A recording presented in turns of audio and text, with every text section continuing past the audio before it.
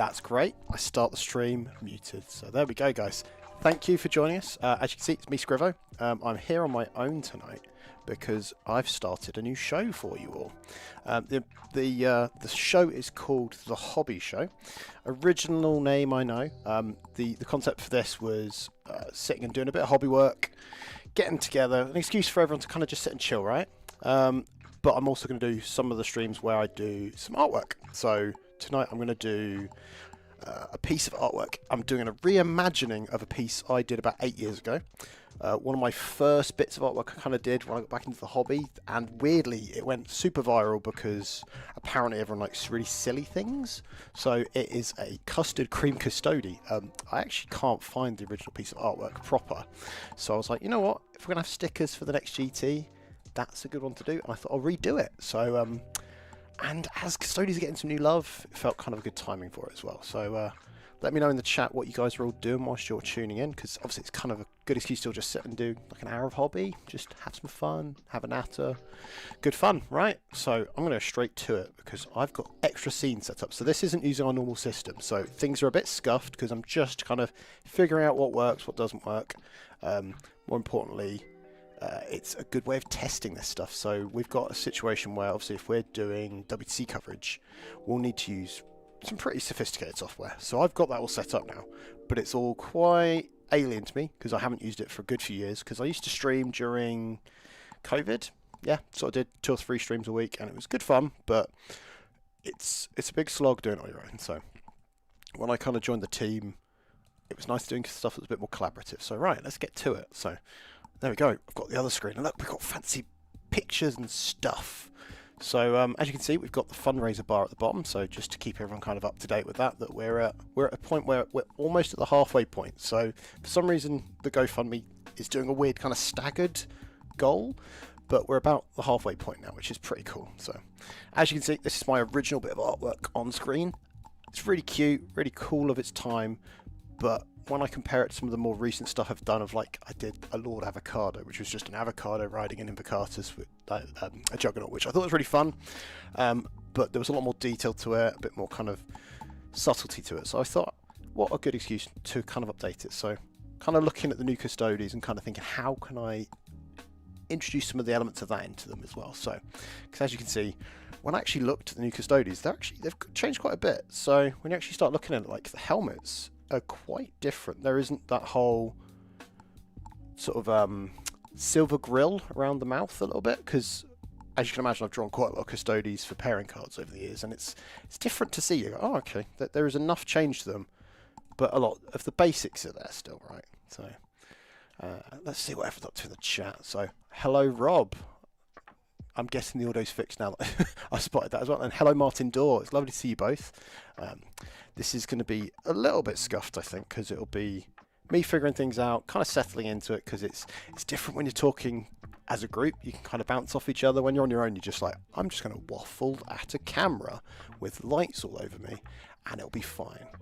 So what will be interesting is, as you can see, I've got Photoshop open on my computer. But how do I draw using Photoshop, you say?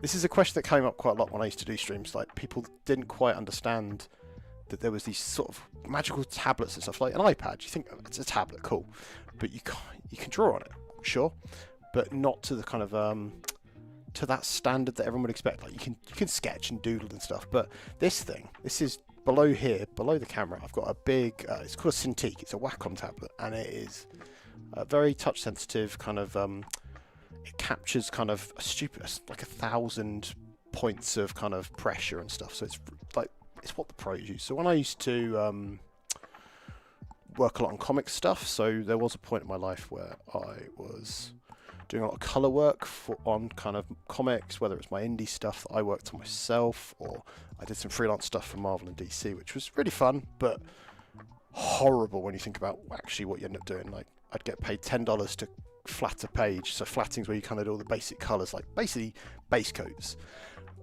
But you got $10 for that, and it takes you 4 hours. You're like, cool, this is not the dream. So as you can imagine, I kind of I stepped away from that sort of stuff. So, but what I'm going to do is, as you can see, I've got a nice little blue pen, 'Cause I like doing it in the blue, even though it's like it's a traditional thing from back when things were photocopied. You'd have blue pencils, but I just kind of still like doing it because it just feels the vibe. What I've done as well is I've got as a reference piece a little custard cream because I figured if I'm going to draw something, I may as well at least use a reference. So whenever I do a lot of my artwork, especially with 40k stuff, I try to not do it just from memory because it's amazing how fickle your memory can be. Where I'm kind of like trying to draw something and specific details that are important are wrong. It always annoys me when I see other people's artwork and go, well, that's not quite right. That's not Mark 7 armor now because you've done that wrong, type of thing. But that's the point. It's subjective, right? So, but yeah. So the reason I ended up drawing this originally was back in the day when my mate Rob, the Honest Wargame, used to do his streams very early on. He had a friend called Toby who actually I think now works at Games Workshop, would come on and kind of chat to him. It was quite often, I think it was a Tuesday morning, about how he'd got on with Custodes that weekend. And Toby, bless him, would never refer to him as Custodes. It was always his Custodes, and it kind of rubbed off. And at that point I just enjoyed just drawing little goofy things as an excuse. And when he kept saying Custodes, I was like, well, I can't draw a tin of custard as a custodian. That doesn't feel right. And then suddenly custard creams kind of came to mind. I don't know why. And as you can imagine, this whole kind of bit of artwork kind of spiraled from that. And it was good fun. And for a time, it was very weird seeing, like, even now I go on Discords and see my picture, this picture specifically, being used as people's kind of profile pictures and stuff, which is really cool. But at the same time, not necessarily what, as an artist, you think, oh, I'm going to be known for one silly little cartoon thing, not for like the comic you spend thousands of hours kind of producing. But that's, I suppose, the irony of it. So what are we all hobbying up to at the moment?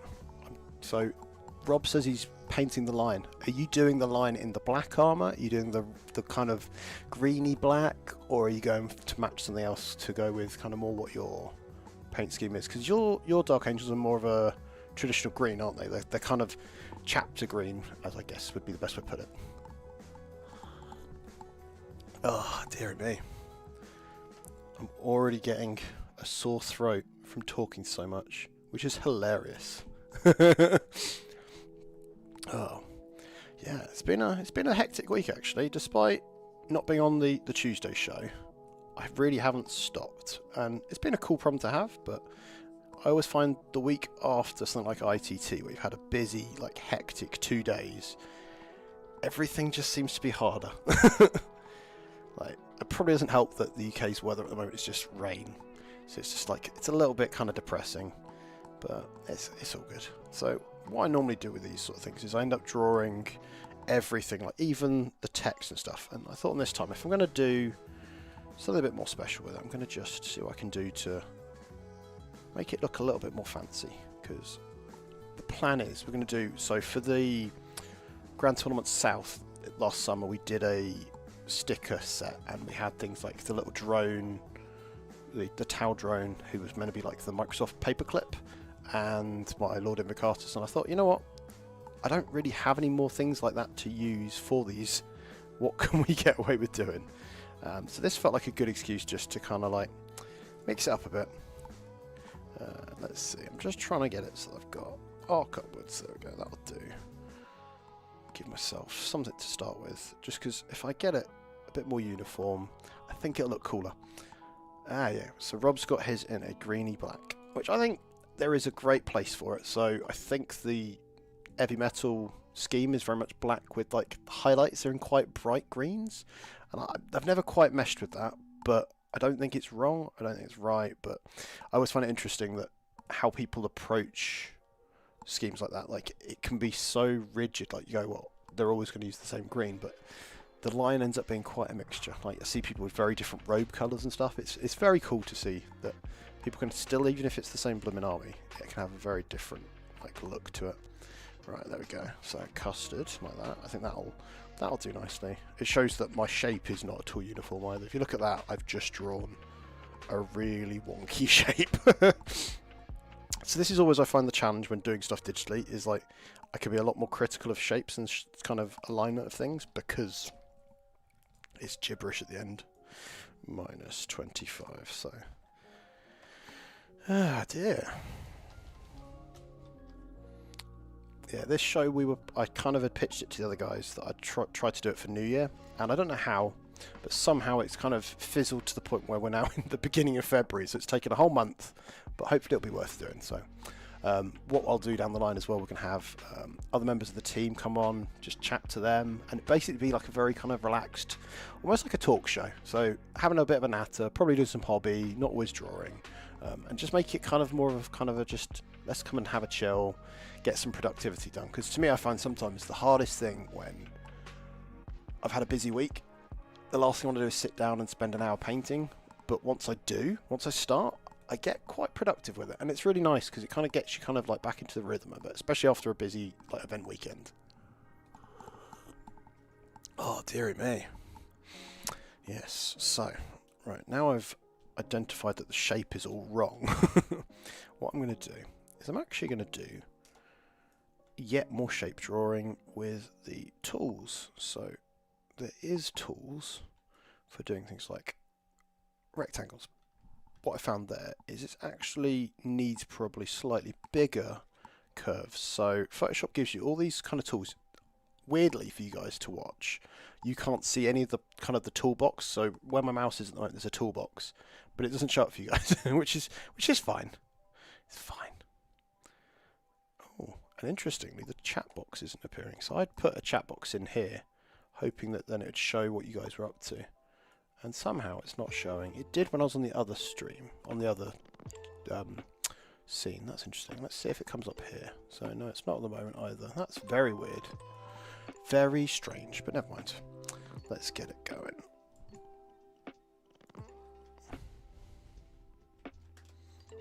Okay, so we've got it to 75. So what I'm doing here is I'm actually putting a slight curve on each of the corners, which I think is really cool because it just gives you that consistency. So when I'm sketching a lot of the time, you'll see it's very not uniform, and it has its own charm, but in these sorts of situations I like the idea of, especially when it's going to be a sticker, I want it to at least look like the thing it's supposed to be. Right, okay, so as we see, custard cream is not quite that shape either. So I'm going to do this all as like a basic thing that I then sketch over. So the idea behind this is rather than just sketching over the picture of the custard cream, if I have these basic kind of shapes to it, it gives me something to start from. And if you remember on the original, I say the original, God, it makes me feel old treating it like an original. So 8 years ago, this blew me away when I was kind of setting this up for this week, realizing how long the time had passed. I was like, oh goodness, yeah. Which is why I'm probably kind of not so thrilled with it now. I find sometimes, like with painting, like you do your hobby and you look back at a unit and you go, the ones you did right when you first started them, you're like, this stuff looks shite. I hate it. But then it all keeps spiraling, right? Eventually you get to the point where you're like, actually I'm quite proud of all these new ones, and then actually this one's quite cool. So I do like that there is always a slight progress. Okay. So now I've got this as a rough design. Custard cream's probably a bit too big as the text goes. So what I'm going to do is I'll put it to the size it should be. Annoyingly, it doesn't show you the... Oh, it does. It shows the alignment rules. So Photoshop these days is quite handy for these sorts of things. Definitely gives you some control over the shapes you're doing. There was a time where I'd just be sat drawing stuff and I'd be like, does that look right? And you'd be hand aligning stuff, which is fine. But then when you get to a certain point with it, you're like, I have just pixel by pixel moved something that's hundreds of pixels big. And it's quite a pain. Martin Dorr is in the chat saying, I should be painting stuff. That was my plan. Instead, I'm sat here list building and watching the masterwork. But to be fair, list building in itself is part of the artistic part of the hobby. Sure, 10th edition list building is a little bit more basic. It's more like playing with Duplo rather than building a Technic Lego kit. But there's still something to it, and you can sit there and you can tweak away. Sometimes that just can get the juices flowing, right? And then you're building a list and you go, well, actually, I don't have 2 units of that thing. I better go fish them out and get working on them. And sometimes it can just egg you on, right? And I think sometimes that's nice. Yeah, definitely. Cool. Right, now I think I've got the basic custard shape done. I'm also going to now look at, so the thing that bothered me when now I look back at the model, at the image, is I never think I quite got, the feet didn't quite work for me, like the kind of, the boots and stuff, I just drew some very basic feet, and now I look at the updated ones and they are slightly different as well, as you can see, but they are different enough that I'm like, okay. So what I'm going to try to do here is, what I might do is I think I'll do little knees.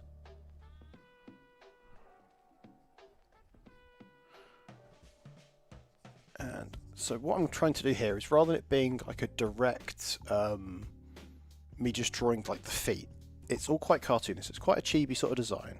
So it's more about kind of giving the impression of a custody, rather than it being like, here you go, I've just drawn a custodian, happened to make it a biscuit. So I like the idea of like little goofy boots, things like the detailing on it. The original one, I kind of gave some of the scroll kind of work that looks very similar to a custodian, but this time I want to probably put, so the more I've looked at it over the years, it's there's like the lightning bolt bits off the Aquila, which is kind of the Emperor's kind of thing. It's very much a heresy thing, so I like the idea of sneaking that in a bit more as well. Obviously still retaining that it's going to be its face, all a little bit kind of silly, but there's that element to it. And like the top knots now have got a different kind of connector on them, so I think kind of introducing that into this one will be kind of cool as well. Oh, and we've got Jack in the chat as well. Hi Jack, how you doing? What are you up to? Let me guess, you're painting more guard. And Ed's here as well, he's painting some Night Lords. I'm so surprised Ed's painting Night Lords. For the last week I've watched him like send photos of like the progress shots of his army, and it's just like he goes from like 3 models and then 24 hours later he's got the entire army built, and you're like, how is he getting this hyper focused? It's like a superpower. Like my little kind of hobby distraction at the moment has been building and painting, well, building some Space Wolves, because I'm in a weird place with my hobby at the moment where I've got a lot of orcs, and basically what else I've got to paint for my orcs, apart from if there's rumoured new stuff for the new edition, if they're the launch box, is I've just got more of the same things. And I've painted 2 boxes of Breaker Boys, and don't get me wrong, they're really fun to paint, but I don't really want to rush and paint another set of them, because a 3rd unit's cool, don't get me wrong, but it's painting the same thing again, and sometimes I need to be wanting to paint the thing.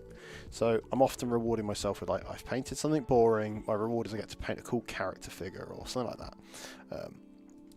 And I had some bits and pieces from the Space Wolf launch sat around, and I was then on the buy and sell group, I think it was like last Monday, and someone was like, I'm selling the launch box cheap, and I was like, you know what, that's cheap enough for Scrivo.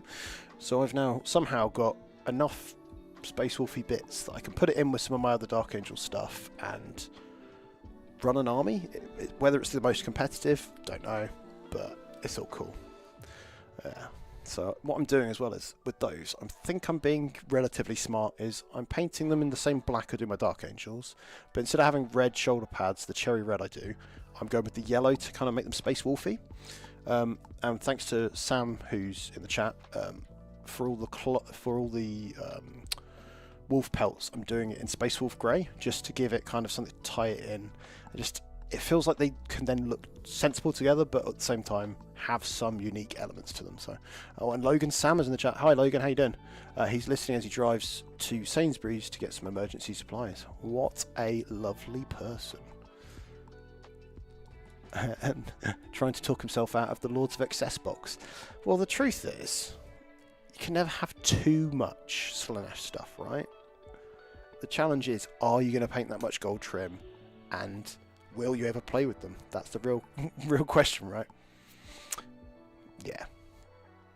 Yeah, so Rob's did batch painting of it was 20 Rough Riders, was it, or 10 for ITT, and he's now painting a hero for the kind of the reward. And I think sometimes that's the thing to do, right? Because you can get so bogged down painting the boring stuff, or sometimes the other extreme, I find myself just painting the cool characters and then just going, I'll get to my battle line models when I get to it, and then you don't paint them anytime soon.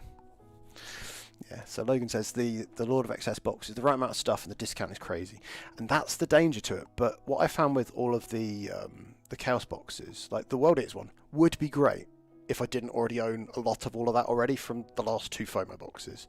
It does feel like they're giving us a lot of these FOMO boxes now. I'm not sure if they're maybe hitting kind of max capacity on it. Like, if you're an established person playing the army, they're not quite as good as they used to be. But I don't know. What do you guys think? I'm always a bit of a funny one. I like a good bargain, but when it gets to the point where over half the box is stuff you don't really need, it says it already. Yeah, so trim's fine for Logan. Apparently, the last 15 berserkers on his desk. That's really cool, man. I have painted 3 berserkers. I've really struggled painting world eaters. I think I was trying to kind of encourage myself to build and paint that stuff next, but it was a challenge. So I'm just like, okay, you know what? I'm not going to fight it. So sometimes I think the best thing you do is just shelve a project, because especially in a Teams format, I was looking at, I could take world eaters. Initially, when choosing not Space Marines to play at Battle of Britain, there was Tom from the team was already doing world eaters, so I was like, cool. I was playing with them, it was encouraging me to paint, and then because I stopped painting. And I find that's often my thing, is like, if I'm not playing with a thing, or there isn't the encouragement to play with it, there's no urgency. So for these Space Wolves, my plan is, I've said to myself that I'm running an RTT on my birthday. I'm going to have them done for that. So I've got till April, which I think is really cool, because then I can be like, cool, I've got the project, I've got a deadline, I've got a reward that I get to play with them, and it'll be fun, right? Like, but yeah, it's going to be challenging, because I know I've got a lot still to do. But they're not as difficult. Like, I don't mind paint. I'm one of these weirdos that a lot of people don't like fur, they don't like painted cloth. Because I've painted so much cloth doing the Dark Angels, I'm actually alright with it now. Like, I've come to terms with it. So and things like skin, because I painted so much green skin, like the theories translate. I found, like, now I've done like the kind of orc flesh over the course of 30 years. Like, it never stays the same, but there's those kind of same principles that you can translate to like a human flesh that work the same, I think. So it's fun. Right, let's get this custard cream on the road, because if I waffle too much, I'm not going to get it done. Because my goal here is that we'll spend probably an hour doing the stream. Could be more, could be less, but it's one of those nice things, right? Just keep it more casual, see what people are enjoying. So if we're all enjoying it and having a good time, stick around for a bit longer.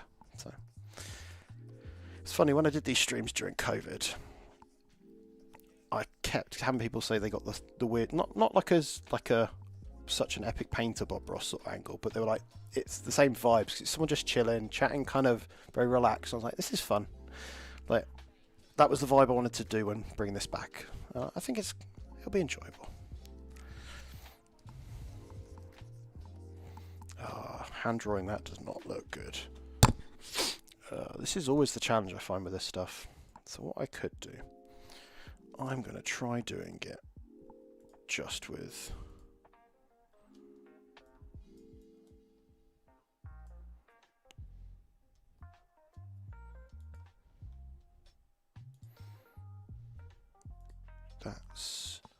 that's not right. Okay, so what we could do, custom shape tool. Let's see if I can do it with a custom shape tool. Oh god, sometimes I just don't understand Photoshop. I feel like I'm very like au fait with it until I'm not. And I think that's with a lot of this stuff, right? You can feel very comfortable until you're not. Right, so what I'm going to do,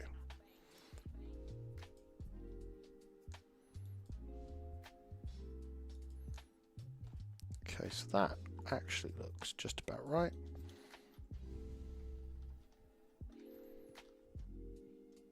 Did it on the same layer as the feet. This is always the fun with this stuff, is like layers. Saving things and the layers. The amount of times I've gone, oh, this looks good, and then it crashes, and I'm like, oh, great.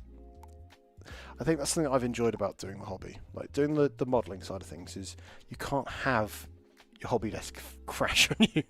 Like, doing things like videos, doing artwork on the computer, it's all fun and games until you lose it. And then you have to recreate it, and it's never quite the same. Right, flip horizontally. Yeah. So we do it that way. Put that one that way a little bit. I think that this is just about there now, in shape at least. And that looks vaguely centered as well. Oh, hello, young Ben. So I think the reason Ben's shouting Samwise is that basically we quite often get bullied, me and Ben. We're these lovely little short, happy, smiley people that apparently don't wear their shoes often enough. Don't think that's true, but we keep getting referred to as hobbits. So I think we've both kind of embraced it, and we're just like, I think that's why he's shouting Samwise at me. So I might just have to shout Mr. Frodo back at him or something.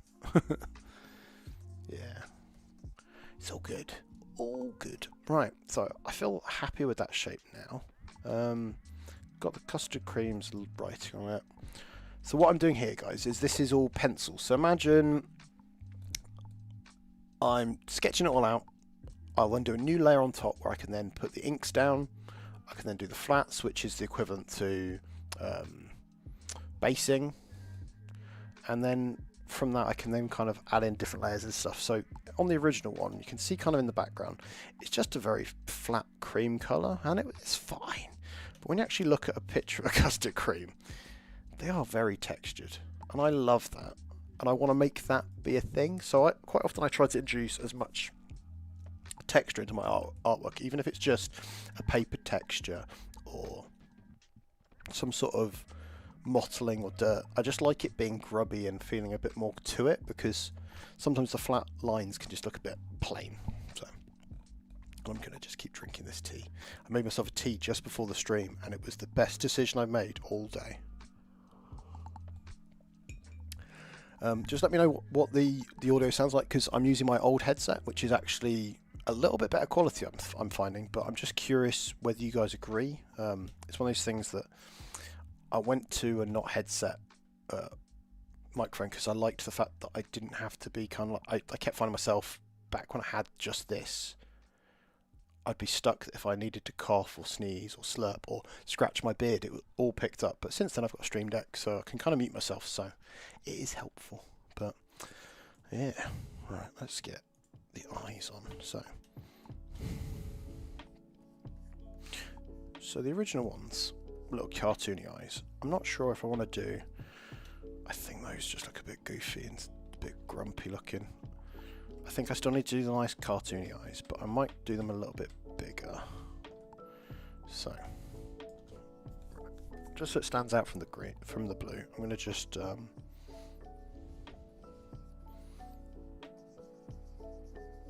think that sort of shape, so not being just the fully round, I think helps. So at that point I was very much, a lot of my art seemed to be vaguely inspired by things like Rick and Morty, because a lot of the cartoons and stuff at that point, so 8 years ago, I was watching quite a lot of cartoons like Adventure Time, Bravest Warriors. Rick and Morty was just appearing, I think, originally around then.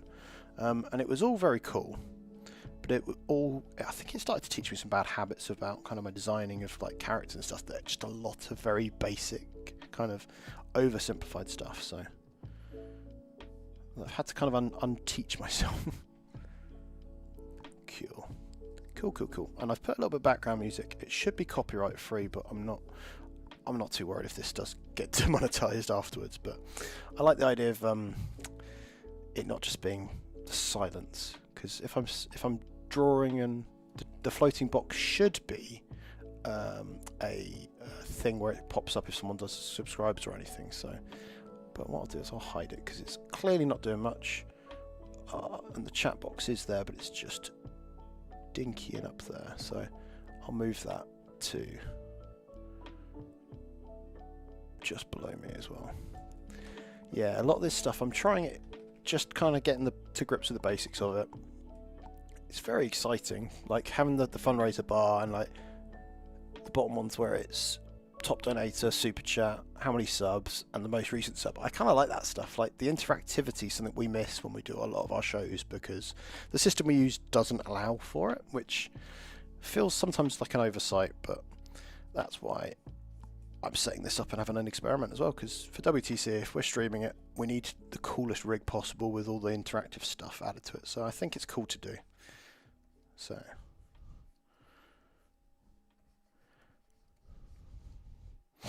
yeah.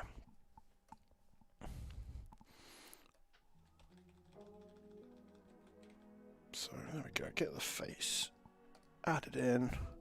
Like, it's weird. Custodes don't technically have mouths on their helmets, but I think part of the charm of this was it was to make it look enough like a Custode-ish. But I'm never that fussed about it now. When I look at it, I'm like, cool. It just needs to give the gist of it. Like, I think the top knot and the guardian spear. I was blanking the name for a second, then it's something about when I'm live. My brain just suddenly forgets names of things. But yeah, the guardian spear I think gave kind of away what the thing's meant to be. Right, the new guys have got a bit more of a different top knot to them. So there is the joining piece to them like that. So the original one I did just a plain sort of silver looking thing. But it never quite worked for me because I think it was just a bit too plain. So I'm going to do that bit as the top, and then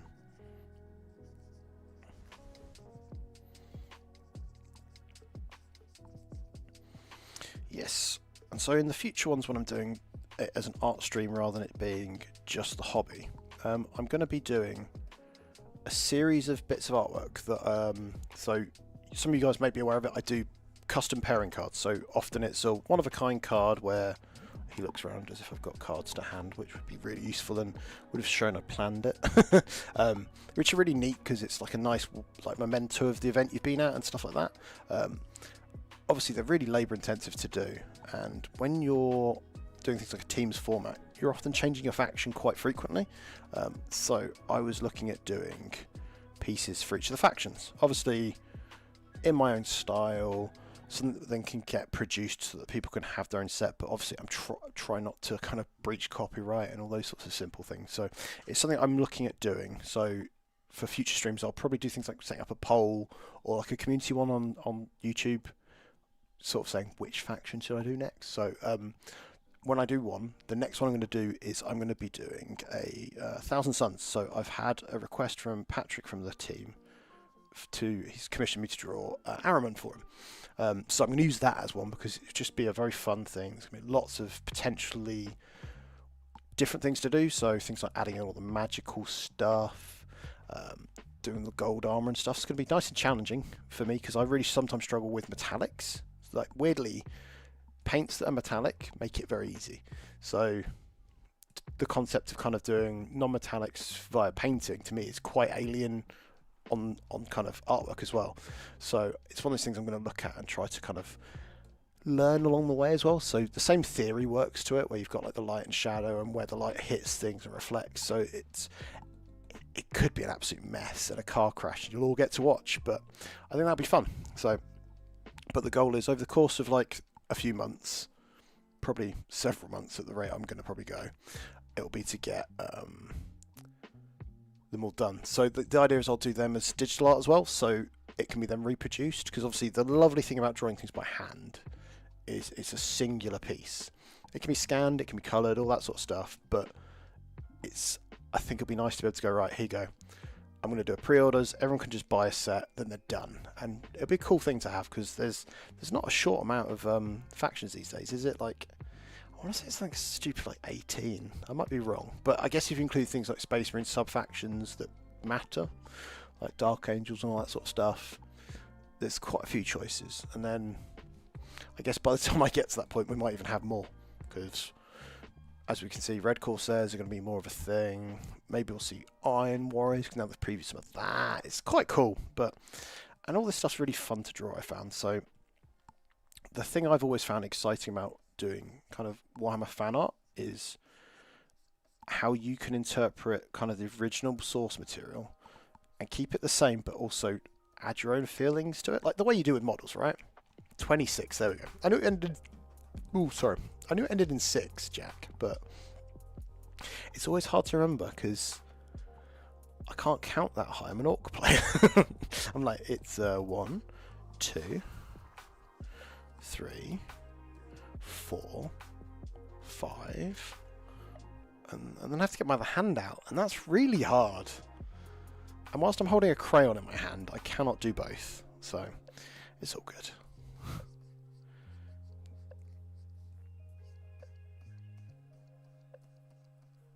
See, I like the idea of just really playing up the fact that the top knot is flowing around a bit.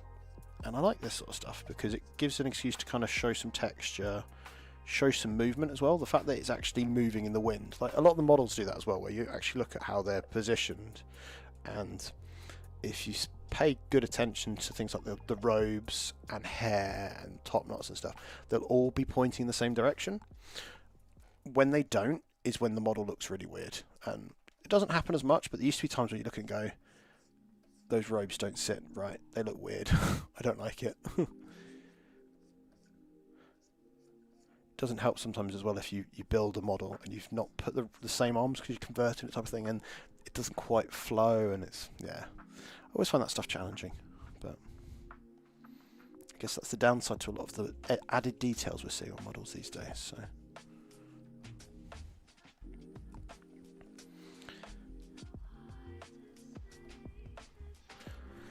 yeah, I thought I was going to get more hobby prep done for myself this week, but whilst we were away on the weekend, we had some really cool news kind of come in. Like we're running, I say we, like the team as a whole, we've run 2 GTs a year and a series of 4 RTTs. Last year they were our invitationals, but we're now putting them as just RTTs this year, just to kind of make it less confusing, because originally that's how they started, but it became more and more just like anyone can come along.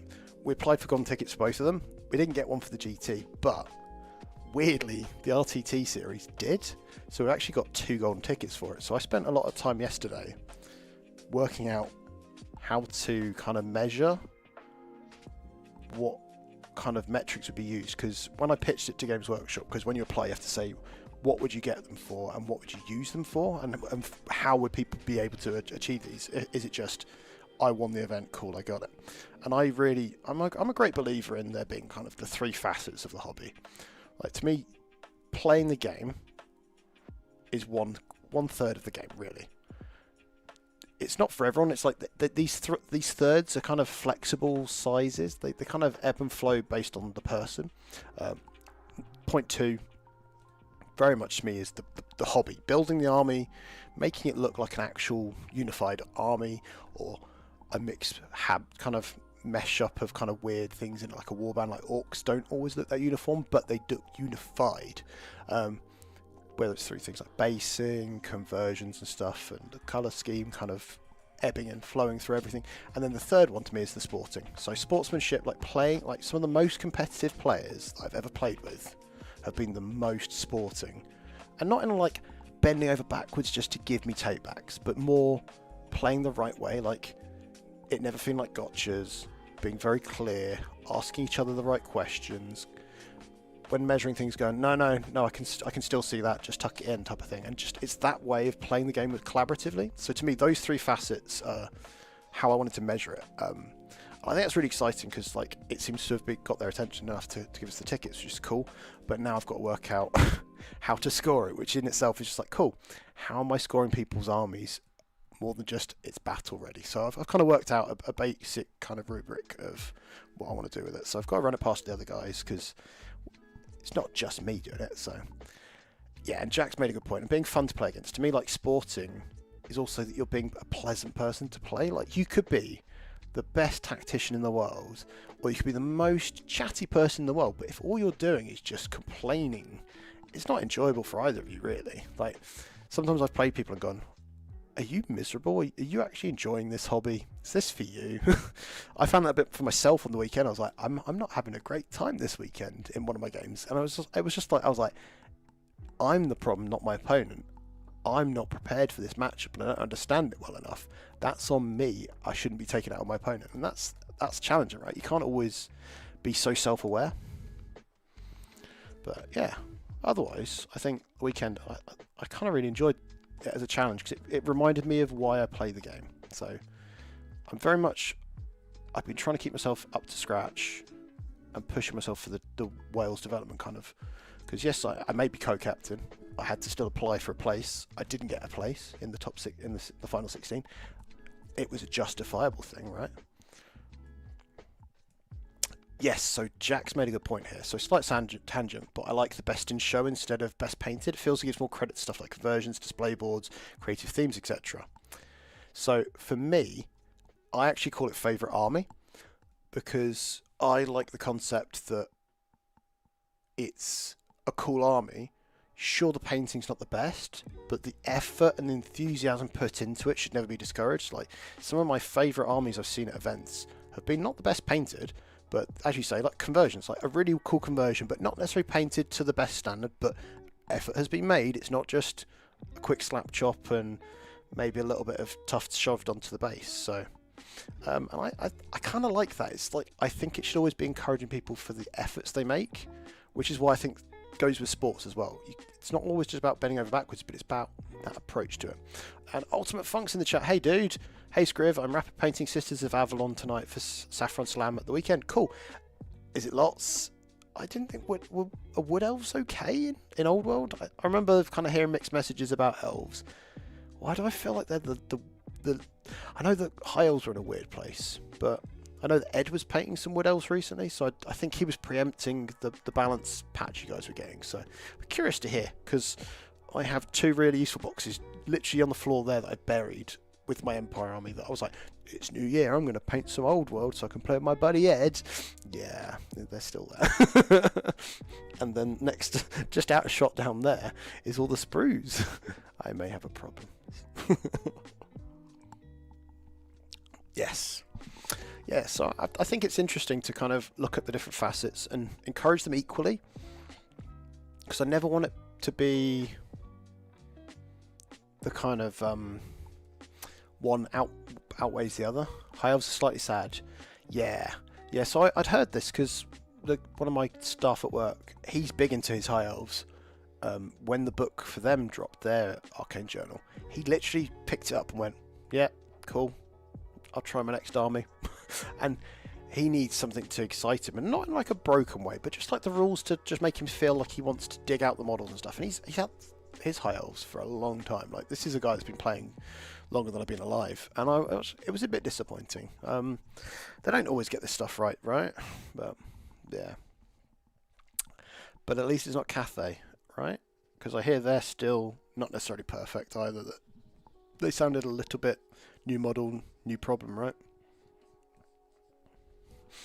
Always find it interesting that there's a lot of challenges we have in our games, and everyone's always like, well, it's not as bad in our game, at least it's not X game. And in reality, it's the same in every game system. It's like, I find it funny when at the moment Kill Team's got a real thing where there is no painting requirements. So in the previous edition it was something like 2 points out of your score out of 22 or 21 or whatever, and it was fine. It's like you blink and you miss it. It wasn't really a big deal. But this edition it's not. And I've been to a few events now. I think it was when I was up at the Leicester GT. I went and played the one day at Kill Team there. And there was a guy that essentially is known for being a player of, I think it was Kassakin, so the guard guys. And he's played them at multiple events. They were still bare plastic. And the Space Wolf Scouts had just come out that weekend, or the weekend before. It was very close. It was like 2 weeks maybe. And this is what everyone's Kill Teams look like. And it made me so angry, because I was like, I didn't bring them, because to me, you go to an event, and if they're not painted, you don't take them to the event. But there was a lot of people that just went, yeah, I was building these last night. I'm like, yes, they were the new hotness, and they were a little bit overcooked. But that's not the point, and it just felt a bit sad. So I feel like that's a game system that's got a real problem with there not being that encouragement. Like, otherwise, new factions tend to be a little bit strong. Like, the new teams are always a bit too good, but they get fixed. But it sounds like the Cathay. It was like, I heard about the balloons were a bit too much early on, and that upset me, because the rest of the army looked really cool. And if all people were doing was turn out with two of them things, I was like, what's the point? So. So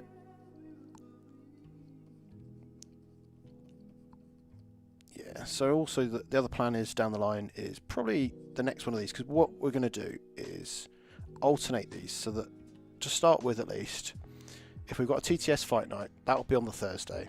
The next Thursday, when we have our break from that, I'll be doing this. But what I'll do is I'll invite people on and kind of just have a nice chat. So like, I was chatting to Patrick about Thousand Suns, so it's like maybe have him on, chat to him about them as a faction, because there's something he's recently gotten into. But when I was chatting to him about it, it was like he was really excited about the lore behind them. And I think that's something that we sometimes, as a team, everyone assumes that just because we're quite competitive gamers, that we don't eat up the lore.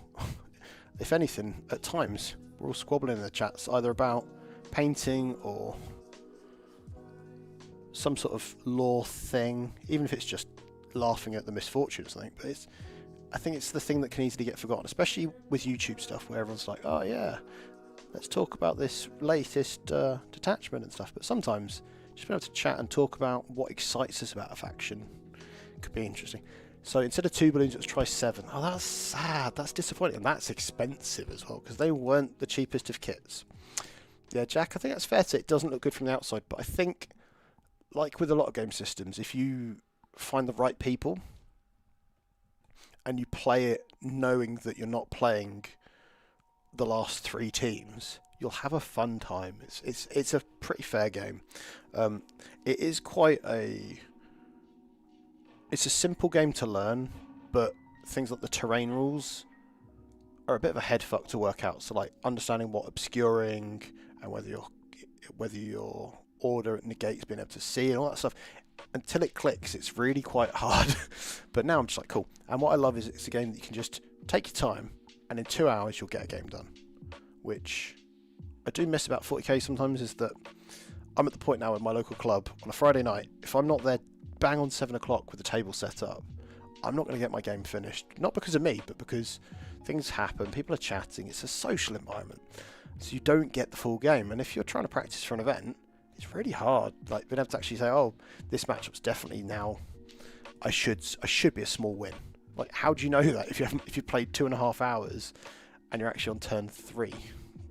Especially if it's an end game scoring sort of thing. It's like, no, not for me.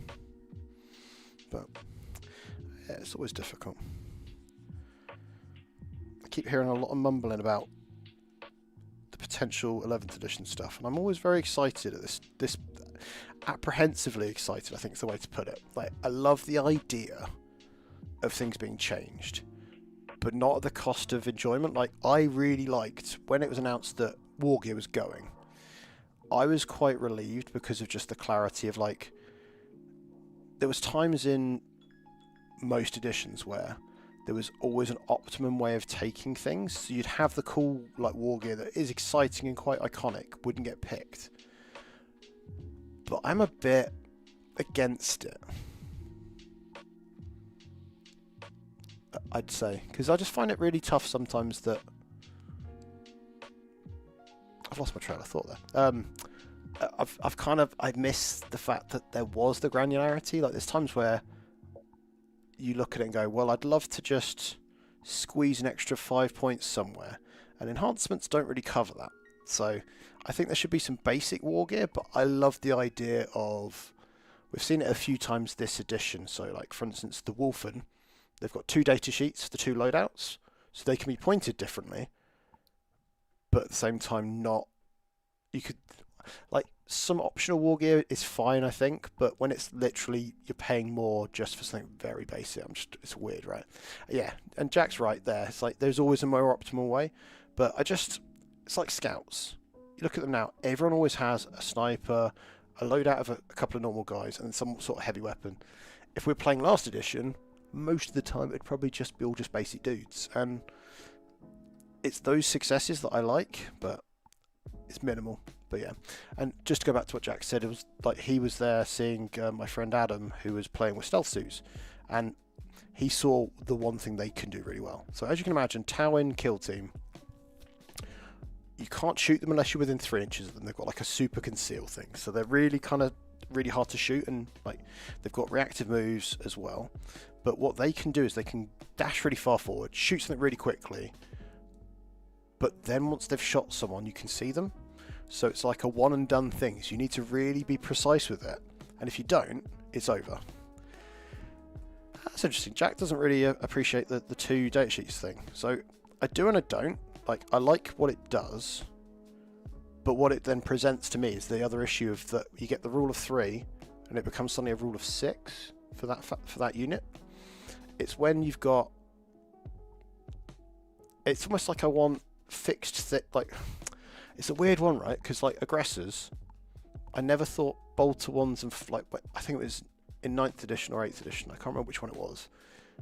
It was really efficient to use the bolt storm ones, which meant you never saw the flamer ones because they were actually, the price wasn't good enough either. I think that they were more expensive at that point or something. It was this weird situation where just because of their points, you never saw them. Not because they weren't good, but because it was the slight efficiency thing. And I don't think they ever quite get this right. So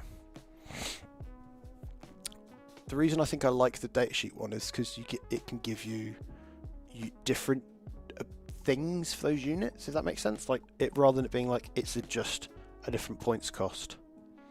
But I don't know. It's always interesting, right? These things, I don't think there's ever the right answer behind it. So what I'm going to do, in fact, before I do any more verdigris, so the verdigris patterning, what I'm going to do for that is, right, I'm going to quickly save it as well. After the beginning of the show when I was just like chatting going, yeah, I really hate it when I forget to save things. I almost did it. Custard.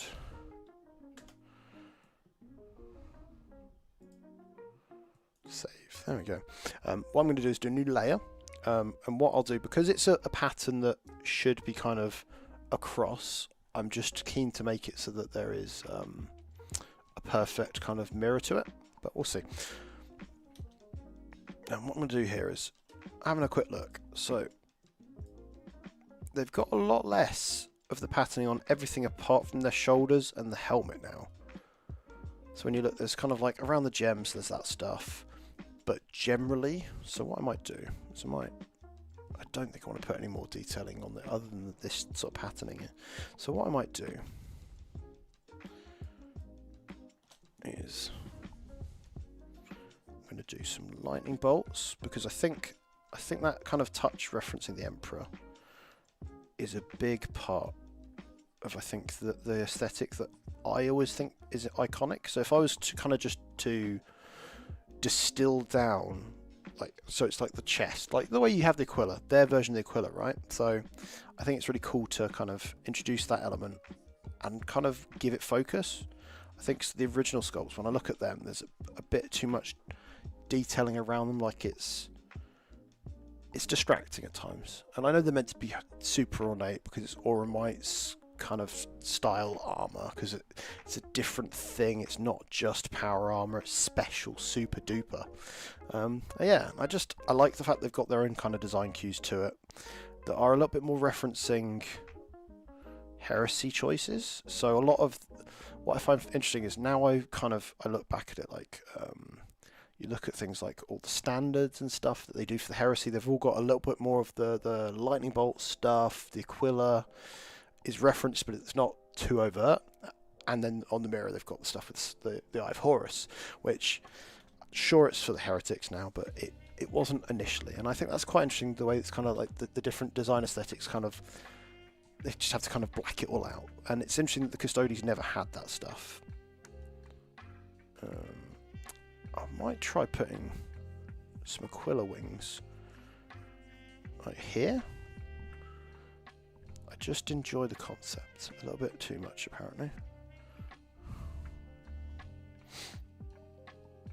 Does it? It doesn't necessarily fit, I think, to the custard cream shaping.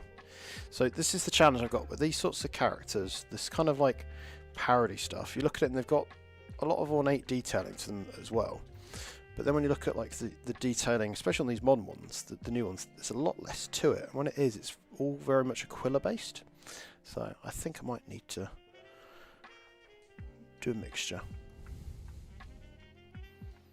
So what I'm going to do is just do some nice curls to start with. I can build into it. But I like the idea of at least giving that suggestion, especially when it's going to be essentially gold. Does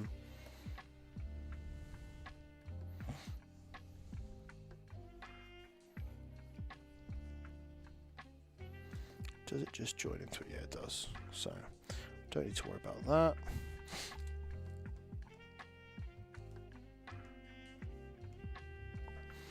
Yeah.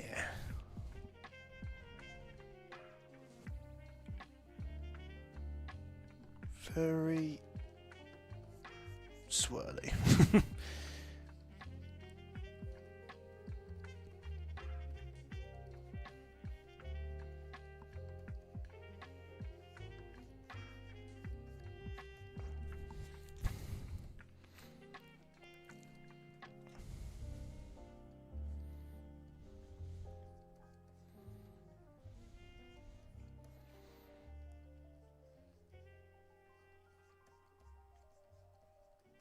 Yeah. It's never easy.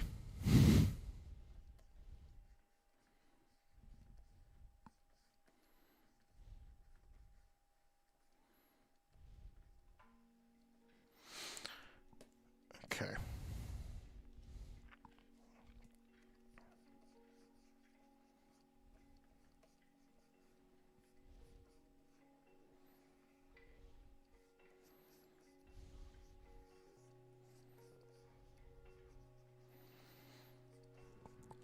What I found interesting is when I did this piece, instead of ending up being where I did tons of these sorts of kooky little things, I tried to come up with some other kind of biscuit-based things, and it's actually really quite hard in Warhammer. So like, I tried to do like a hobnob, and it was just drawing an orc that was on a biscuit, just didn't work. And it's sometimes these things are just more like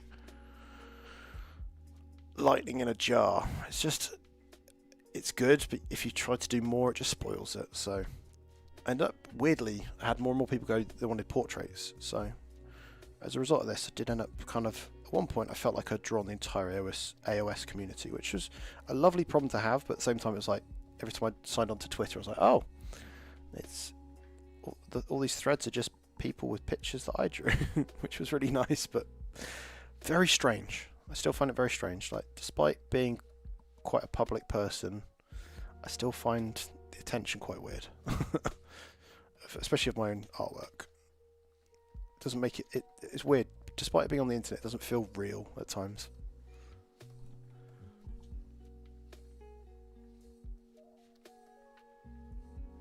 But yeah, I think that is that side done. Oh, maybe a little bit that bit there, because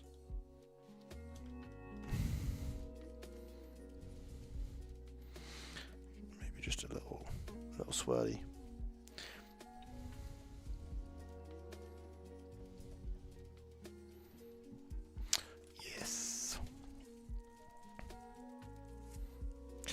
So that looks sort of custody-ish, I think.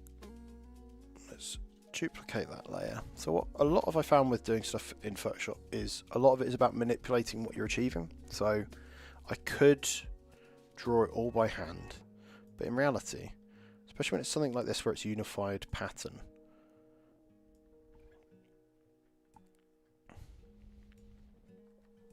a hobgob. Yeah, that would have been a good one. Like, the weird thing is that at that point, hobgoblins weren't really a thing, because the old world had imploded at that point. And hobgrots, which are the kind of the sort of replacements in AOS, they're at that point still 3-4 years out, which is, it's weird when I look back at it how much has changed in both ranges for AOS, old world, and to some extent 40k. Like, at that point, most characters were resin, and it broke my brain that I came back to the hobby and I was like, here's the lovely metal sculpts put into a shite quality resin sculpt, and now you have to clean it up and try to paint it, and it's probably going to be all bent. And I was like, no. So I was a weirdo that, apart from I think my Snickrot and my Zardsnark and Zagstruck, I had things like my Gazgul. I went and found secondhand a metal one, pinned it together, because my old school wargaming kind of genes were kicking in. I was like, I've got to do this. I've got to do it the right way.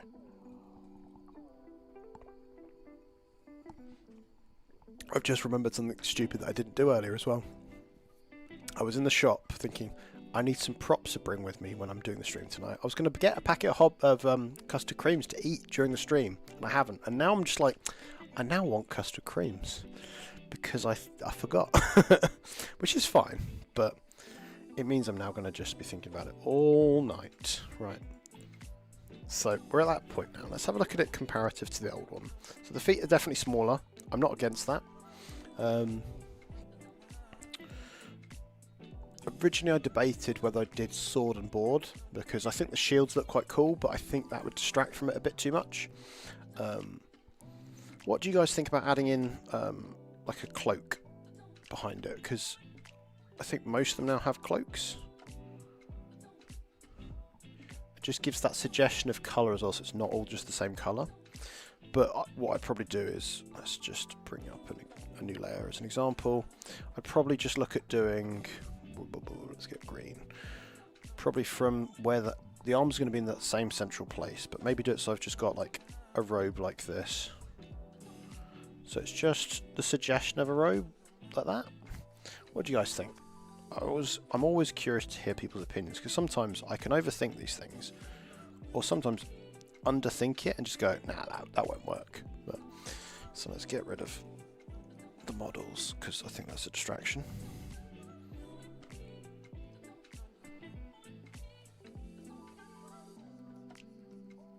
I think it would be cool. Yes.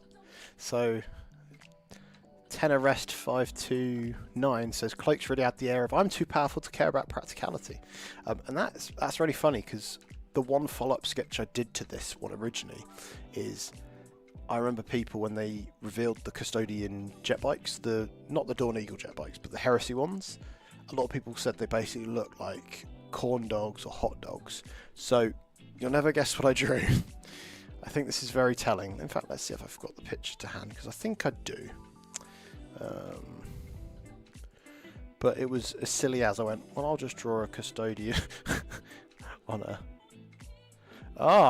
Gym in mode. Well, I finally caught the stream, and this is the image I'm greeted with. Welcome, welcome. So this is our new show on a Thursday. Every other Thursday, it's going to be me either sitting hobbying, chatting to friends, or sitting drawing. And this week, it's not so serious. Future weeks, it might be a bit more serious. I can't guarantee it, but I am going to be doing some faction artwork as well for things like pairing cards, so it'll be kind of cool. So, but yeah, this was the other piece. So it was literally, I drew the bike as a hot dog, and the guns were mustard and ketchup. I had so much fun with that. And the one comment I got when someone saw it on Reddit was, he wouldn't say for the God Emperor. And I was like, you're probably right. At that point, I really didn't know enough about the details of the lore, because I was an Orc player who paid some attention to Space Marines, but at that point, I was an Orc player, and I had always been an Orc player, and was just about to get into buying other armies. And at that point, I think I was just starting to buy some Dark Angels, so I wasn't really au fait. So it was very telling, and I thought it was quite funny. That was the one comment I got on the internet, was someone going, wow, who wouldn't say that? I'm like, well, sure. In my artwork, like, the least of your worries is that he's riding a fucking hot dog. Sure.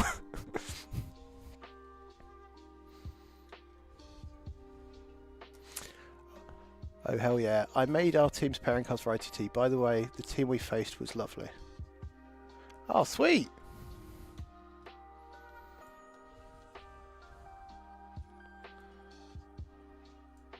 Sweet. And that's the thing I found a lot with these team events, is a lot of teams have very different approaches to their pairing cards. Like, I think it was Napalm, the guys we played round 4, I say round 4, had A5 cards. So A5 sounds small until you consider that they're meant to be pairing cards, and they looked huge. There's quite a daunting prospect if we're putting down these little slips, and they're like, bang, here's my mega card. It's like, here's my trap card. I was like, oh, cool. You're terrifying me with it. So so far we've got 1 vote for pro robe, so I'm gonna leave it for now, but I'm gonna come back to it. But right, let's get the custodian back up on show, because the one thing that bothered me more than the feet was when I first drew it, the hands. I didn't really appreciate some of the detailing, like it's not armor on underneath the vambrace, it's actually fabric, which since then I painted an entire custodian army. I bought so back when they first launched for 40k, they did a box called Talons of the Emperor, which was a Contemptor, a box of custodians, a unit of Sisters of Silence, a Rhino, and a Land Raider, and it was really cool. I painted that. I think I combined it with a Warden, so a Night Warden, a Vindicare Assassin, Celestine, a unit of Seraphim, and a unit of Battle Sisters, both metal, because at that point that's what you could have.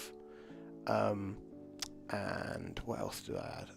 And Gilliman, and that was 2,000 points at the end of 7th edition. It was a proper Imperial soup list, but it looked like an army in a weird sort of way, but it was all gold, so I painted the Sisters gold as well. But I now look back at it and go, oh no. Blackwater Vikings pink, cool. Yes, so the Stickmen ones, on the Friday night in our Airbnb, I was doing, 2 of the guys said to me, yeah, we want pairing cards, and they sent me some money, which was lovely. Like I always feel weird asking my teammates if they can donate towards like the time, which is stupid because it's time at the end of the day. But I'd drawn a Dante, and I'd started doing a Custodian, and they both went, Jack, who was playing the Custodes, went, no, don't spend your time in it, just draw me a Stickman. And so I drew a little, I had a gold pen, so I drew a little Stickman in gold, gave him a Guardian Spear, and then Joe, who hadn't turned up, was the Blood Angels player, he was saying the same, and I was like, okay. So I literally did a little red Stickman and wrote Horus ? In the speech bubble, and I was like, this is much cooler than my normal cards, just because it makes me smile. And that's what this Custard Cream kind of reminds me of as well. It's just like, sometimes this stuff should just make people smile. Like the amount of times I see people where it's like a really weird like faction piece of artwork, and they've just photoshopped each other's heads onto it, and it's fun, right? We're supposed to do this for a laugh, so sometimes it's nice when it's just a bit goofy. Be more goofy. Right, so keep the cartoony arm angle going, so that'll be his hand. Yeah, there's something to be said sometimes about, we'll put a lot of like, this is the one thing my own personal feedback to myself from this weekend was, sometimes I do start to take the hobby a bit more seriously than I think I should. And I don't mean it like I'm passionate, I'm enjoying it. What I mean is sometimes I get so disheartened when I don't do well, and it's not necessarily that I'm not doing well, it's that my opponent probably is doing better than I am, and that's the thing I need to remember. And it's at the end of the day, it is a game, and I want to make sure that my hobby time, when I'm doing these things that I'm supposed to be doing for fun, right, that by the end of it I come out going, I've spent my weekend doing something cool. If I come back from it going, oh, what was the point, maybe I need to take a break. And I wasn't there this weekend, but I was just quite conscious that there was a few times where I was just like, I think I was putting unknown pressure on myself. Tenoress says, we're doing this for fun, me, my eyes bleeding as I paint the 10,000th metal detail on Call's lower half. So what you do with him is you just spray him silver and then paint the robes. That's what I hear. Yeah, it's toy soldiers, and it's funny. You say that to historical war games, you call it toy soldiers, and a lot of them get funny about it, but that is what it is. Like, we are just doing it because we're supposed to be having a laugh. That said, sometimes if a game's going too well, I don't enjoy that either, because I can often see my opponent is in the reverse, right? They're having an unpleasant time, perhaps, not because of anything I'm necessarily doing actively to make it unpleasant, but sometimes if a victory is being forced down their throat quite aggressively, that can be quite saddening, right? Like, it's a weird one. I always find wargaming, especially a competitive wargaming angle, like playing at an event, is it's really tough because you don't want to be the loser, but at the same time you don't want your opponent to feel completely like they've lost any point of the game. So it's, and I think teams doesn't help that because you want difference points at the end of the day, right? So it's a hard one. Like, although some of my games that I really enjoyed, like there was one on the weekend, my first game into Carnage, I'd read and I'd watched and I'd understood a lot about Nid's Tunnelers, and I'd never played it in person, so to me I found it it was fascinating to understand it better, but I completely, like my kind of initial take of how to approach it was wrong.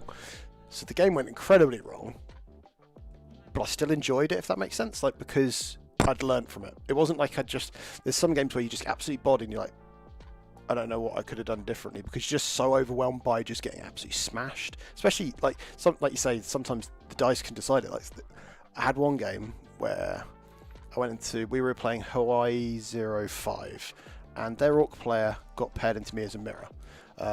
He wasn't feeling very well, so he was kind of coming down with a head cold, looked absolutely like he just needs to go lie down. And to hit him when he was already struggling to stand was me just rolling ridiculously hot on my sustained hits and my lethal hits in my war turn. So the turn that just looked like it wasn't going to happen, where I ended up wrapping one of his Gorkanauts and charging the stomp because he thought he'd quite screened it, but there was a gap. It was quite it was a Gaz-sized gap, and it was rough because it was like I needed to get the points. I couldn't just pull my foot off the pedal, because at the end of the day I was playing in a teams environment. Like if I didn't get the 18 points I'd promised minimum, we were in trouble. To not saying the other parts of the team were going to have that struggle, right? But it was that sort of situation where, like, if I go too gentle, also I wanted to win. I'd had 2 really rough games, and it was not going to get any easier. So it's that weird thing, right? Like you don't want your opponent to look so unhappy at what they're having to experience, but at the same time, someone's got to win, someone's got to lose. So I think that's why I try sometimes to find what I can find from it as kind of victories. I know that sounds really like gross in that whole kind of, well, we're all winners here, really. It's like, no, but sometimes it's nice to be able to go, well, highlighting where, like, I played Custodes round 4, and I think one small interaction where we're chatting about it afterwards, like I charged, so essentially Gaz could get all the way to like his backside just before his home objective. I charged everything on the way as well. One of the units I was already charging, it was like a 3-inch charge, so it was pointless. If I hadn't charged into them as well, more of the boys could have gone up, and the unit that I didn't quite kill, and the land raider that was like easily killed, the unit that was next to the land raider would have died as well, and that would have made the whole game a lot easier. But instead, I spread myself too thinly, and it was just because I was trying to be too clever. Sometimes just executing is a much better thing, right? Yeah, and Tenor says, I have a much harder time maintaining that win more energy in Warhammer than other things. Yeah, I think it's a weird thing, because it's such a lethal game as well, that the rubber banding of how the game works, once it's already starting to go wrong, unless you've got a really great understanding how to pull it back, sometimes it could just be like, cool, I'm dead now.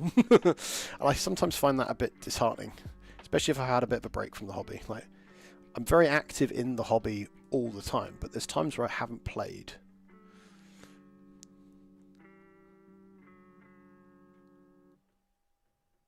Yeah, so sometimes it is interesting to kind of see, like, how do you get that balance right? So, right, and I'm putting more detail into this Guardian Spear this time. Like, the longer I looked back at it, the more I was just like, oh, I didn't even put the ammo, like there isn't the bit for the ammo to come out once it's been shot. Oh my god, worst cartoonist ever. Yeah.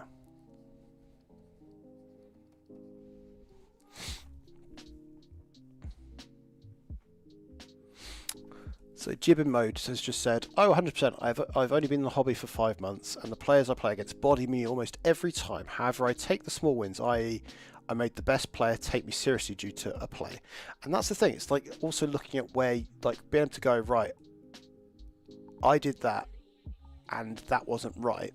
but if I'd done this, and it's then learning from it and like looking at each small interaction and going, right, if I hadn't done that, sometimes it's also what you don't do. So by not doing that, you conserve more resources to then go somewhere else. And it's fascinating. And often the thing I found that when I'm playing against players that are better than me, which is more often than not, I learn more from those games, because not only do I make mistakes that then they capitalise on, but then I see what they do to capitalise, and I can then also say to them, what do you think I could have... Whilst if you just smash someone that is clearly less experienced than yourself, you don't learn anything, right? So playing harder opponents is always better, really, like especially if you're trying to learn and improve. If it's just a pickup game, it might be a bit much sometimes, but if you're going with the goal of kind of getting yourself better and understanding things more, definitely play those stronger opponents. It's how you level up quicker. My hardest thing I found when I got back into the hobby was my local club was me and a couple of mates that went to school together. We slowly kind of grew as a little group, but it was all very casual. So when I showed interest in tournaments, a lot of them were like, yeah, we'll come along. And we were all the guys kind of at that point, 3-2 if we were lucky, and it was fine. But it meant going in and getting reps into understanding things. So like end of 8th edition, there was this whole big problem with all the new Space Marine supplements. I hadn't played against any of them really, because no one played that stuff. It was just, oh, I've played against Death's Watch and AdMech 3 times each, so I understand them really well. So then, funnily enough, round 3, I'd end up playing one of my locals and would win because we'd played the rep far too many times. So it's always rough, but in the world of TTS, there's no excuse for that now, I guess. But back then, it was, we've got to do everything analog. It's not even that long ago, really. Ah, dear. Yeah, I'm just waffling now, aren't I? It's the best. Right, so let's put some verdigris on it as well. So they do have a little bit of verdigris on the new ones. So I sold my Custodes army end of 9th edition. Yeah. So my plan was beginning of 9th. I sold them because I was like, right, I'm going to repaint them, because there was a scheme where I did them just as I got back into the hobby. It was Retributor armor spray, wash, cloaks, done. And they were fine, but not to blow my own trumpet, I have improved as a painter. We all do naturally eventually. And I was going to do more, and I never quite got there, so I've started redoing them. Now that they've announced these new models, I was like, oh, I'm going to give that a go. And I had been enjoying using Pro Acryls, like these little paints, where are they? There's one. These little bottles, and I've really enjoyed using them as a test for doing my World Eaters. So it helped with the gold trim, bronze trim in that case. So my kind of goal was I'll paint them with that, and I'm doing the same with these space walls. I'm using a lot of the Pro Acryl stuff just to kind of push myself. Yeah. Jib Mode says, my track record is proof of that, to be honest. I'm always playing better players. 5 months in, 2 RTTs under my belt, and both are 2-1s. All to my team. Oh, lovely. And that's the thing, like, generally, unless you're winning an event or podium for an RTT, you're going to get a 2-1 at best. So getting 2-1s at that stage is really cool. Like, when I was having a bit of a run at some RTTs, I was playing Bully Boys before they nerfed it, so the Orc detachment where you had 2 wars. I kept getting 2-1s with it, and I couldn't ever quite break that ceiling, because it didn't matter that I was playing the cook stuff, because I was still playing better players, and it made me understand the detachment better. Because there were situations where people were like talking, you don't need that enhancement, and then I lost a game because I didn't battle shock someone so they could fight on death. If I'd had the enhancement to force a battle shock when I started the combat, that would have been impactful. But that's the stuff we've got, right? Like, you learn this stuff, right? So I've been drawing this Custodes for a little while, and you may have noticed that I've been drawing on the top of the page.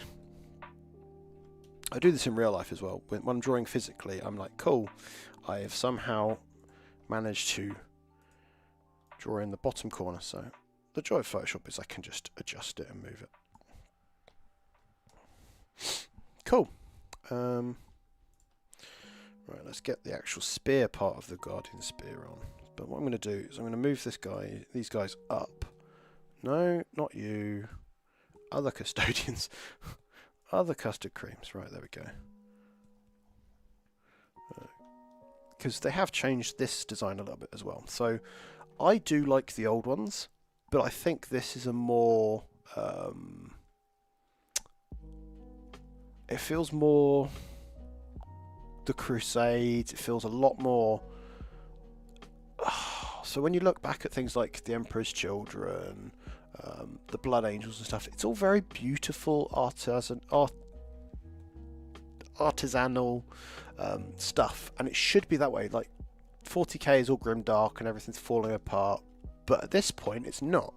This should still be things that look beautiful, and I love that kind of concept, that the Aquila angle, like the Aquila on this actually just looks like a design flourish, not a we've put a logo on it type of thing, which I think is kind of cool. Yeah, so Jib Mode has just said, yep, exactly.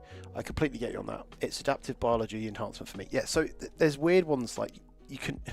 I found that these are ones that it'll be 1 in 20 games it's useful, but when it comes up and you lose a game based on not having that thing, it stings. So you remember it, and it lives rent free in your head forever. It's like when I'd go, oh, I'm not going to take Snickra, I'm going to save some points and put some Storm Boys in instead. And it's the time where you really wish you had some sort of uppy downy. And it ends up being I now build lists and go, I cannot take these things out because I will miss them otherwise. Okay, so what I'm going to do is I'll probably get the pencils done on this today, because I think by the time we get it all inked up as well, it's actually going to be quite late, because we're all, oh gosh, I've been having so much fun chatting to you guys that I hadn't realised quite that it's almost 10 o'clock, which is cool. So what I'll do is I'm going to get all the penciling work done on it, I think, and then we'll see where we are. There's definitely a little bit more detailing to this one this time around, and I think it's nice, because sometimes simplicity is really cool on these sorts of bits, but for these stickers I want to see these on people's boxes, because that's the thing I love about when we give out things like stickers at the events. I'll be at ITT this weekend. The amount of people I saw with the little stickers on their boxes, and it's all these different things. It's almost like you know, like when you see an old-fashioned movie and they've got suitcases and it says, oh, I went to Morocco, so they've got a sticker saying Morocco on it, and all those, and it's like that but for Warhammer events or like YouTube channels and stuff, and it's really cool to see, because it's just like, it's flourishes of kind of like, oh cool, that's a cool sticker. Like Element Games do a really good job for their marketing of when you buy stuff from them, they've got cool little designs, they're always a bit quirky, and I like that as a thing, that you get given stickers, and it's like, free stickers is the worst, because you're like, oh cool, I've got to use it now, I've got a sticker, I can't waste a sticker. But yeah, cool. And after joking about it, I'm also not going to forget to put the casing ejection thing. I always find it very telling when I miss these little details that then after I've seen that they're missing, I'm like, I won't unsee that ever.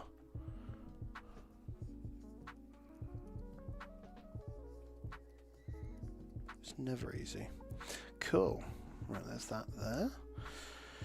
I think I'm getting there with him. Right, let's have a look. Oh, sorry, him. This could be them. That's the other thing. I find it very funny how upset people get, like, about that change of law. It is clunky, I'm not going to lie. It does feel like sometimes retcons can feel like that. But for me, custodians are custodians. Like, doesn't matter. Like, even the whole thing with the Space Marines, right?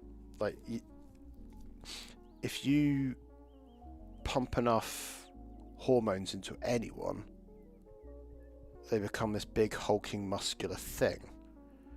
The same, I think, would happen if you did the process with Space Marines and with like a lady as a base. I don't think it's any different. They're just going to become like a muscle mummy. So it's no different. So I don't get that as a reason. Like, people try to use the biological angle for that. I'm like, I don't think that. I think it's just you don't want it changing, and I get it. Like, but if we all relied on the Warhammer Universe's law never changing and never evolving, we wouldn't have a lot of this stuff.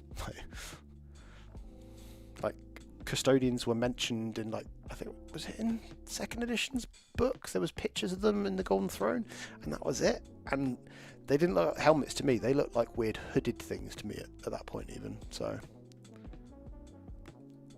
yeah. And it's interesting. Yeah. Well, this hand, I need to make sure I don't just draw... Yeah, look how thin I've drawn that one. I have this habit now where a lot of my stuff ends up being quite skinny looking, which is fine, apart from when you're drawing golden demigods. Yeah. So I think when I get the new Custodians, I am probably going to do a mixture of heads. Not because I have any sort of agenda with it, but just because I like the idea of more variety. So one of my favourite things they've revealed and announced in like quite some time was when they did the Christmas box for Space Marines. They did a upgrade sprue of just heads.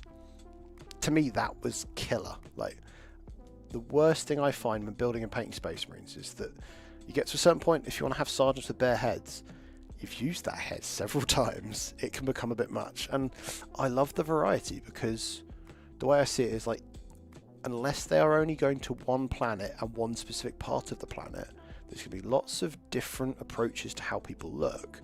And that style, like things like haircuts, facial hair and stuff, like, I love the variety. Like, the Inner Circle Companions kit has 6 different hooded heads, and I love using them all for just conversions, because I'm like, suddenly I've got this choice to make little character stories behind my models. Sure, they're the first thing to probably get shot off the board, but it is cool to have this whole kind of angle where you go, they're not all just the same heads that you'd always see. Like the old Tactical Marine Squad, the plastics they did for 3rd edition starter set, the only bare head was the guy with the flamer, and that bothered me at the time because I liked the idea of maybe having some bare heads, but yeah. So having that variety, I think it's kind of cool. Yeah. I'm going to do the same with Custodes, but probably not like every single Custodian. I tend to lean into the kind of the thought of like characters having bare heads. I think the exception I've done is Space Wolves for the head takers, which are basically their veteran guys. I've done them bare heads, but I really like the idea of heroes and the epic sort of angle, them being all bareheaded, like sergeants are all bareheaded for them, but otherwise not. So like, that's the sergeant for the Grey Hunters. And then just mixing them up, so I don't want to have them all looking the same, because when you end up having twins or triplets leading all your tactical squads, it's like you just feel like you're missing something, right? Okay, so those fingers looked a little bit goofy. I want to do them very stylized still. That's the thing with this. I want to make sure that it looks still like the hand, but at the same time, look on the other side, I've gone with these very cartoony fingers, and it's fine. But as a result, they still have to fit with the design we're going with. And then we've got a little Aquila on the... is it a Vambrace? Vambrace! Yeah, one of the pieces I did during lockdown was identifying the names for all the different parts of the armour. I didn't get it 100% right. There's a lot of potential names you can call things, and like understanding what the modern Warhammer style armour is meant to be kind of being. Like, I found it fascinating that like we'll just, the amount of people that call Space Marines shoulder pads, it's what I called them as a kid. Like, they're pauldrons. Like, if you're talking about knights, that makes perfect sense, but like, it's just different, right? Alright, so this guy, I think, is just about there. I'm not going to do the kind of the robes on the front, because I think that kind of would kill it too much, but let's have a look and see how he looks now once I've taken off all this other gumph. Okay, so get rid of that, get rid of that, get rid of custard, get rid of creams, and then the original.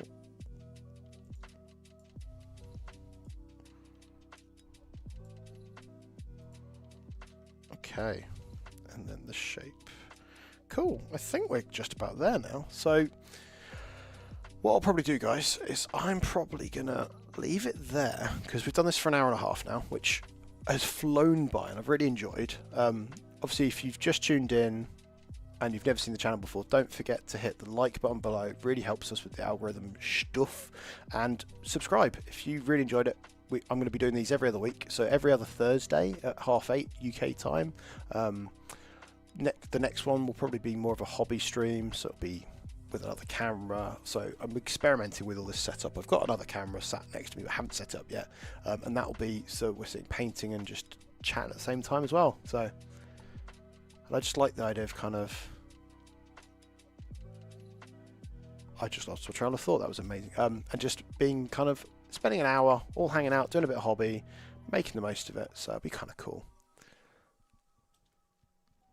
This floating skull is like the worst spindly thing I've ever seen. Oh my god. Is it like a servo skull floating off the model? They can be really, really thin. What I love about the new technology of how they sculpt stuff is things can be really quite intricate. But even taking them off the sprue, I'm just like, it pops off and you're like, oh, it's gone now. It's gone forever. It's over there somewhere. Goodbye. But yeah, and then on Tuesday we've got a live show. We're going to be doing a TTS Fight Night next Thursday as a live event as well,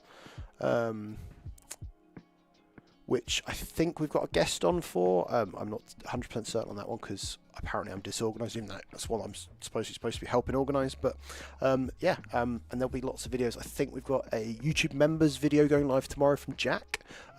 They're normally going live on a Friday now, so we've got at least a weekly one of those extra. So if you do like what we do and want to support us, being a YouTube member does get you extra videos. We try to make things as kind of free as possible, but obviously those are a nice incentive and gives people a way of, it's our way of saying thank you for you guys kind of supporting us along the way. So it's a skull holding up a cable. It's only supported by the cable that's floating. Oh yes, yes. So a good old servo skull type thing. They are horrible. They look really cool on a model, but it's the first thing as you pick it up in a rush that you hear crunching. Like, oh, yeah, cool. I had it with my bomb squig from my commandos. It had a little antennae on the back of him. That's obviously like a radio-controlled bomb on him, and I was like, oh, cool. I've been so careful for 3 years playing kill team events with it, and it was the first time after they became kind of one of the older teams in kill team that meant I kind of was using them more in 40k. Used them in 40k, straight away it broke, and I was like, cool. I'd looked after that for 3 years. Oh wow, oh god. But yeah, that has been lovely, guys. And I will see you in 2 weeks, if not next week, for one of the other ones. And I'm going to press the other buttons, because I've got all these buttons now. I am spoilt for buttons, and it's going to say, thank you for watching. Bye-bye. See you next time, guys. Bye.